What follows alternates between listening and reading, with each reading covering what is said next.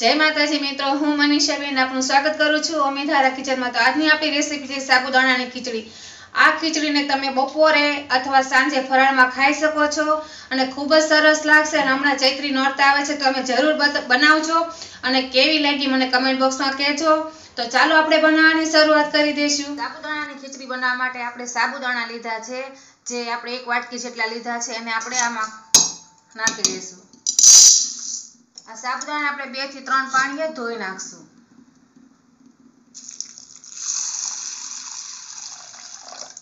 આ રીતના હાથથી સાફ કરીને જેટલું સફેદ પાણી છે બધું નીકળી જાય ત્યાં સુધી આપણે એને ધોવાના છે।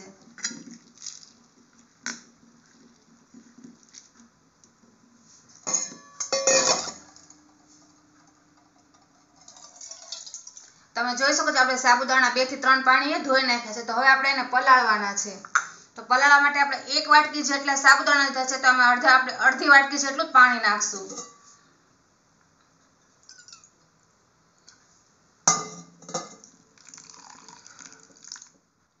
तो आमां आपणे अर्धी वाटकी जेटલું पाणी नाख्युं छे। आंगळीथी जोई लेवानुं, आपणे साबुदाणा डूबे एटલું જ नाखवानुं छे। વધારે पाणी नाखशो तो आपणे साबुदाणा छे एकदम लोंदा जेवा थई जशे।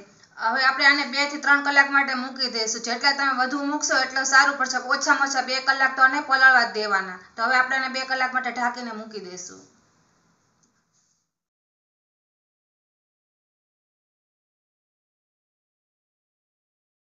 તો હવે આપણે 3 બટેકા લીધા છે મીડિયમ સાઈઝના, તેને આપણે છોલી લઈશું।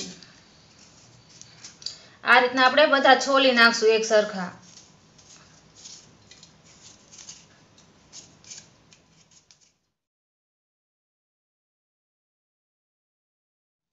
આપણે બટેકા છોલી નાખ્યા છે। આપણે એના મીડિયમ સાઈઝના બટકા કરી નાખશું। એકદમ પતલા નહીં અને જાડા પણ નહીં, આવા મીડિયમ સાઈઝના આપણે આના કટકા કરી નાખશું।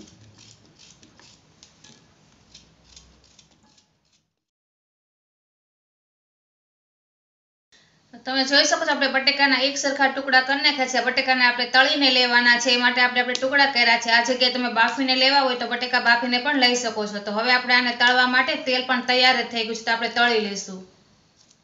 આપણે તેલ ગરમ થવા મૂકી દીધું હતું। તેલ ગરમ થઈ ગયું છે। આપણે જ્યારે તેલમાં બટેકા તળવાના હોય ત્યારે સુધારવાના, કે બટેકા આપણા કાળા પડી જશે। તો આપણું તેલ ગરમ થઈ ગયું છે। આપણે એમાં ધીમે ધીમે બટેકા નાખી દઈશું।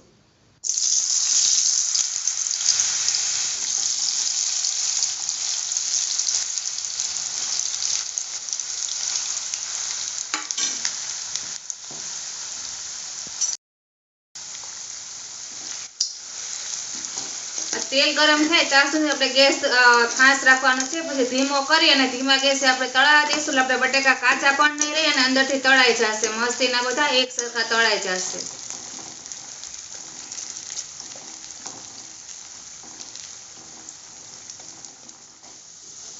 તો 5 મિનિટ જેવું થઈ ગયું છે અને તમે જોઈ શકો છો આપણા બટેકા છે એકદમ તળાઈ ગયા છે। હું તમને બહાર કાઢીને બતાવું। एकदम मस्त तळाई गया है और तमे जोई सको छो चढ़ी पण गया है। तो हवे आपणे आने काढी लेशुं।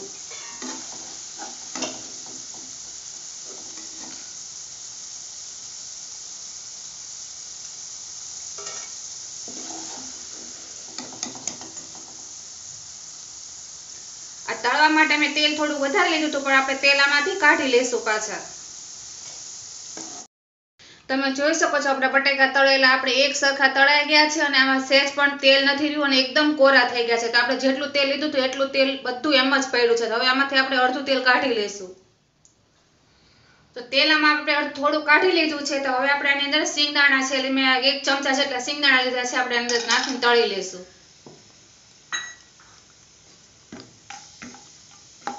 તમે જોઈ શકો છો આપણા સિંગદાણાનો કલર છે એ બ્રાઉન થઈ ગયો છે અને બદલાઈ ગયો છે। એટલે આપણે સિંગદાણા તળાઈ ગયા છે, તો આપણે એને કાઢી લેશું। તો હવે આપણું તેલ ગરમ હશે તો 1 ચમચી આપણે એમાં જીરું નાખશું। ગેસ એકદમ ધીમો જ રાખવાનો છે। જીરું નાખશું। જીરું થોડું ફૂટી જાય એટલે અંદર 4 થી 5 લીમડાના પાન ને 2 સૂકી મરચી નાખી છે।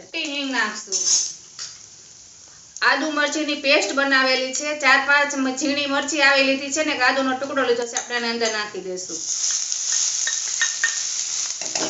हवे आ पेस्ट ने आपणे हलावी लेशुं आ रीतना।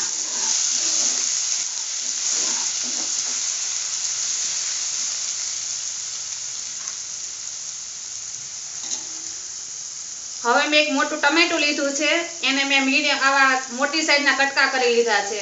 નાના હોય તો 2 લેવાના, મોટું હોય તો 1 લેવાનું. આ રીતના આપણે મોટી સાઈઝના ટુકડા કરવાના છે. આપણે અંદર નાખી દઈશું.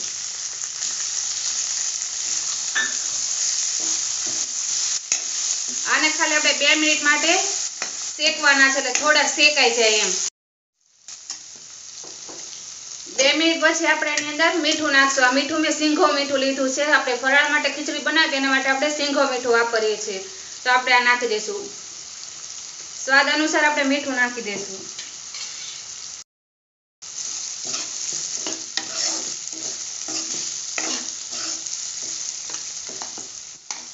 તો હવે એની અંદર આપણે કાજુ લીધા છે, જે મેં થોડાક તળીને લીધેલા છે. આપણે અંદર નાખી દઈશું.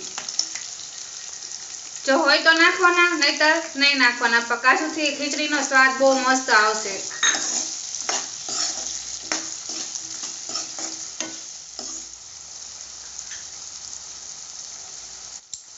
1 ચમચી ધાણા જીરું પાવડર નાખશું. 4 થી 5 મરી વાટીને લીધા છે ખાંડણીમાં, એ નાખશું આપણે અંદર. આનાથી થોડી તીખી સારી લાગશે એમ ખીચડી. હવે આપણો બધો મસાલો છે, આપણે મિક્સ કરી લઈશું. આ રીતે બધો મસાલો મિક્સ થઈ ગયો છે.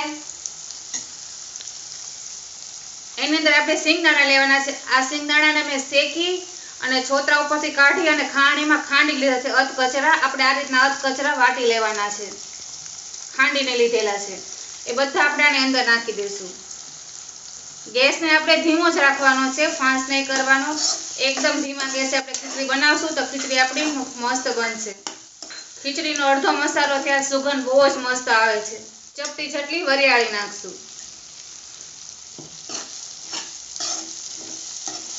આ બધો મસાલો આપણો થઈ ગયો છે. તો આપણે એની અંદર જે તળેલા બટેકા છે, આપણા તળેલા બટેકા આપણે આની અંદર નાખી દઈશું.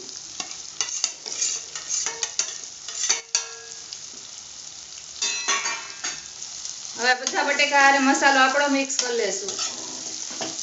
મસાલાની સુગંધ બહુ જ ફાઇન આવે છે. આ તો આપણે વ્રત માટે બનાવીએ છીએ. જો તમારે એમ જ સાદી ઘરે ખાવા માટે બનાવવી હોય તો તમે આની અંદર હળદર નાખીને પણ બનાવી શકો છો. અને જો લસણ ખાતા હો તો લસણ નાખીને બનાવશો તો બહુ જ મસ્ત થશે. આપણે લસણ તો વ્રતમાં ન ખાઈએ એટલે આપણે લસણ નથી નાખતા. જો બાકી ઘરે એમને બનાવીએ તો લસણ નાખીને બનાવશો બહુ જ મસ્ત લાગશે ખીચડી. તો હવે આપણો મસાલો બધો તૈયાર થઈ ગયો છે એક સરખો.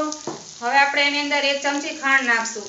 તો મેં 1 ચમચી જેટલી ખાંડ લીધી છે. આપણે બધી આની અંદર નાખી દઈશું.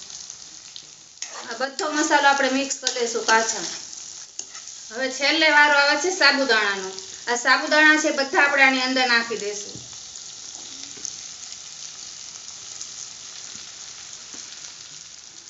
હવે સાબુદાણાને આપણે બધા મિક્સ કરી લઈશું. હવે આપણી ખીચડી બધી મિક્સ થઈ ગઈ છે. તો આપણે 2 મિનિટ માટે ઢાંકીને મૂકી દઈશું. 2 મિનિટ પછી પાછું જોઈ લેવાનું. એ રીતના આપણે 2 મિનિટ આને જોતા રહીશું અને બંધ ઢાંકીને આને ચડવા દઈશું. આમાં પાણી કશું નાખવા નથી, ખાલી વરાળાથી જ બાફવાની છે. આ રીતે ઢાંકીને આપણે એને 2 મિનિટ રહેવા દઈશું. 2 મિનિટ જેવું થઈ ગયું છે ને આપણે ખોલીને જોઈ લઈશું. ને આપણે હલાવીને જોઈ લઈશું એટલે આપણને ખબર પડી જશે. તમે જોઈ શકો છો આપણે જે સાબુદાણા છે એકદમ પાણી જેવા થવા માંડ્યા છે. અમુક સફેદ છે અને અમુક પાણી જેવા થવા માંડ્યા છે. નીચે છે થઈ ગયા છે, ઉપરના હજી કાચા છે. તો આપણે હજી આને પાછા 2 થી 3 મિનિટ માટે આ રીતના રહેવા દઈશું એટલે બધા એકદમ પાણી કલર જેવા થઈ જશે. તો 3 મિનિટ જેવું થઈ ગયું છે ને આપણે ખોલીને જોઈ લઈશું. તમે જોઈ શકો છો આપણા સાબુદાણા છે બધા એકદમ પાણી જેવા થઈ ગયા છે. તો આપણી સાબુદાણાની ખીચડી બનીને તૈયાર થઈ ગઈ છે.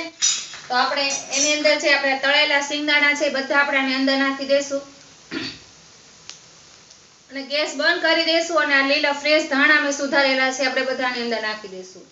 તો આપણી ખીચડી બનીને તૈયાર થઈ ગઈ છે. આપણે બધી એને એક સરખી હલાવી લઈશું. તમે જોઈ શકો છો કે એટલી મસ્ત છે, એકદમ છૂટી છૂટી આપણી ખીચડી બનીને તૈયાર થઈ ગઈ છે. તો હવે આપણે આને સર્વિંગ પ્લેટમાં લઈ અને સર્વ કરવા માટે તૈયાર કરી. તો તૈયાર છે આપણી સાબુદાણાની ખીચડી. આ ખીચડી બધાને જ ભાવે છે અને વ્રત માટે તો ખૂબ જ સારી પડે છે. આ એકવાર તમે ખીચડી ખાઓ તો તમને આખો દિવસ ખાવાની જરૂર નથી પડતી. અને આ ખીચડીને દહીં અથવા છાશ કોઈ પણ વસ્તુ સાથે સર્વ કરો તો બહુ જ મજા આવે છે. તો મારી રેસીપી સારી લાગે તો લાઈક, શેર અને સબસ્ક્રાઈબ કરજો. ને ફરી મળશું એક નવા વિડીયો સાથે. ત્યાં સુધી જય માતાજી.